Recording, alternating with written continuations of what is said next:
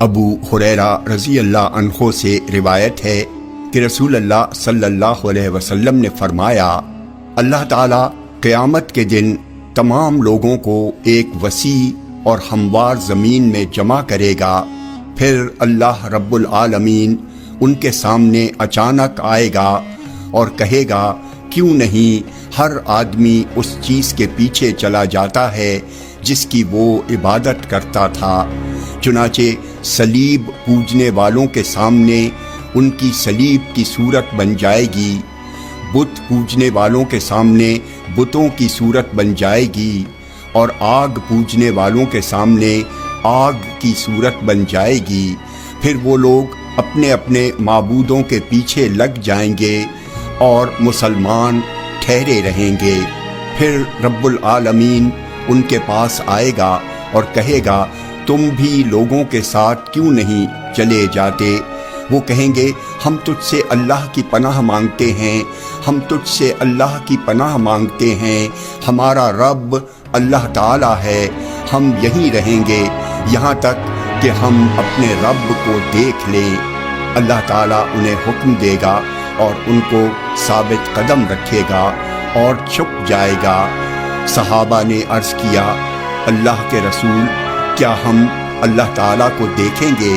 آپ نے فرمایا، کیا 14ویں رات کے چاند کو دیکھنے میں تمہیں کوئی مزاحمت اور دھکم پیل ہوتی ہے؟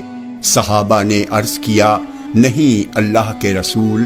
آپ نے فرمایا، تم اللہ تعالیٰ کے دیکھنے میں اس وقت کوئی مزاحمت اور دھکم پیل نہیں کرو گے۔ پھر اللہ تعالیٰ چھپ جائے گا، پھر جھانکے گا اور ان سے اپنی شناخت کرائے گا، پھر کہے گا، میں تمہارا رب ہوں، میرے پیچھے آؤ۔ چنانچہ مسلمان کھڑے ہوں گے اور پل صراط قائم کیا جائے گا، اس پر سے مسلمان تیز رفتار گھوڑے اور سوار کی طرح گزریں گے، اور گزرتے ہوئے ان سے یہ کلمات ادا ہوں گے، سلم سلم، سلامت رکھ سلامت رکھ۔ صرف جہنمی باقی رہ جائیں گے تو ان میں سے ایک گروہ کو جہنم میں پھینک دیا جائے گا، پھر پوچھا جائے گا، کیا تو بھر گئی؟ جہنم کہے گی، حل من مزید، اور زیادہ۔ پھر اس میں دوسرا گروہ پھینکا جائے گا اور پوچھا جائے گا، کیا تو بھر گئی؟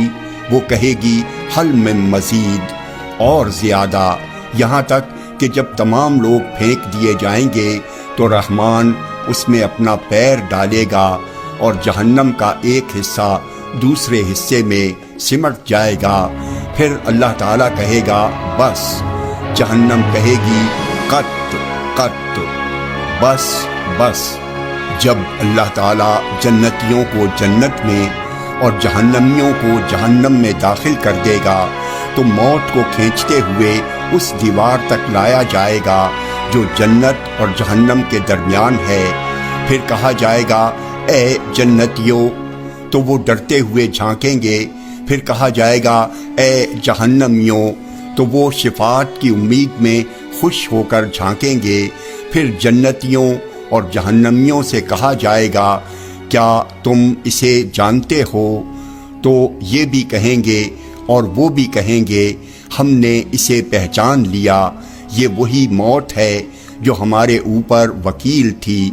پھر وہ جنت اور جہنم کی بیچ والی دیوار پر لٹا کر یکبارگی ذبح کر دی جائے گی۔ پھر کہا جائے گا، اے جنتیوں، ہمیشہ جنت میں رہنا ہے، موت نہیں آئے گی۔